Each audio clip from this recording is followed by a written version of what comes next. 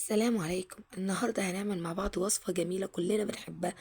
هنعمل مع بعض الكشري المصري في طاسة فيها زيت غزير، وهنسخنها كويس قوي، ونجيب بصلاية نقطعها شرايح رفيعة ونحط عليها معلقتين نشا ونقلبها كويس، وبعدين نختبر الزيت. لقيناه سخن جدا، هنحط البصلة ونستمر في التقليب. يا ريت ما نسيبش البصلة ما نقلبهاش عشان ما يبقاش واحدة بواحدة او تنحرق مننا. نقلب البصلة كويس اول باول. بعد ما تاخد البصلة تحمير كويس جدا وتقرمش معانا، ما نستناش على البصلة لما تغمق. يا ريت لما اول ما تحمر نطلعها على طول. النشا اللي انت حطيتيها خلي البصلة بتاعتك مقرمشة وجميلة جدا جدا جدا. ويا ريت زيت البصل دوت ما تستغنيش عنه، لان زيت البصل ده هنكمل بيه بقية الوصفة كلها. يعني هنعمل بالكشري بزيت البصل ده الكشري كله، وهنبتدي نشيل البصل ونصفيه كويس جدا جدا ونحطه بعيد عن الزيت عشان يفضل مقرمش وجميل معانا. زي كده بالظبط، البصلة فعلا كانت مقرمشة وجميلة جدا، وبألف هنا وشفا.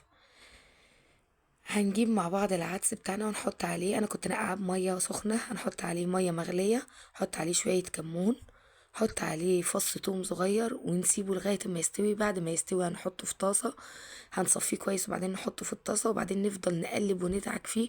وده سر من أسرار المطاعم أو المحلات الكبيرة اللي بتعمل كشري.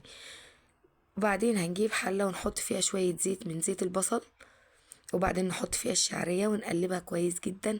وعلى بال ما الشعرية تاخد تحمير أو تاخد لون هنكون بنحضر مع بعض شوية زيت برضو من بتوع البصل، فصين توم عشان نحضر الصلصة بتاعتنا.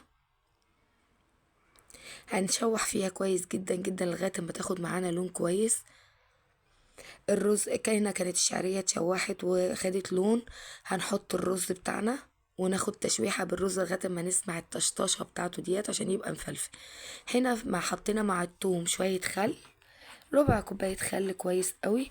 وهنحط عليها الصلصة، انا كنت مفرزة صلصة طماطم هحطها عليها. انتي لو كده هتضربي طماطم وتحطي عليها معلقة صلصة وتحطيها في قلب الحلة على التومة. هنحط معلقة كمون صغيرة، هنحط شوية سكر صغيرين برضو نص معلقة صغيرة، وهنحط شوية شطة حسب الرغبة، ونحط شوية فلفل أسمر برضو حسب الرغبة، ونقلبها كويس جدا ونوطي عليها ونسيبها لما تتسبك وتاخد تدي مع بعضها.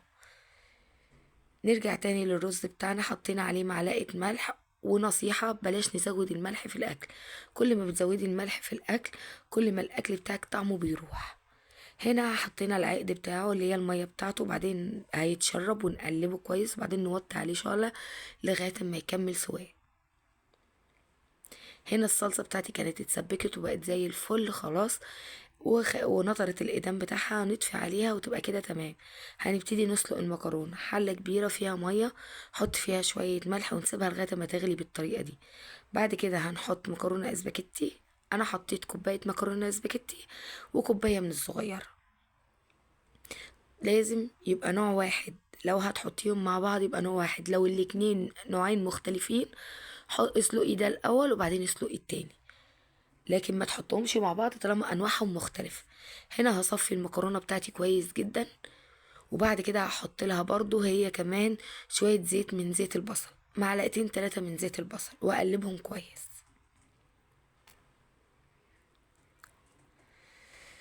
بالظبط كده.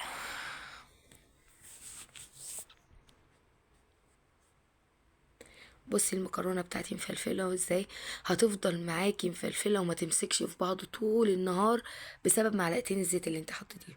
وهنا جت احلى لحظه في الموضوع كله، لحظه التقديم. هنا هحط شويه رز صغيرين، طبقه من الرز، وبعدين طبقه عليها من المكرونه، وبعدين طبقه من العدس اللي هو بجبه اللي احنا عملناه، وطبقة من البصل المقرمش. والله العظيم البصل ده كان حكاية، كان بيتاكل حاف.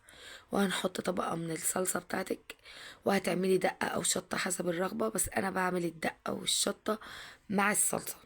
وكده يكون وصلنا للنهاية، بألف هنا والشفا.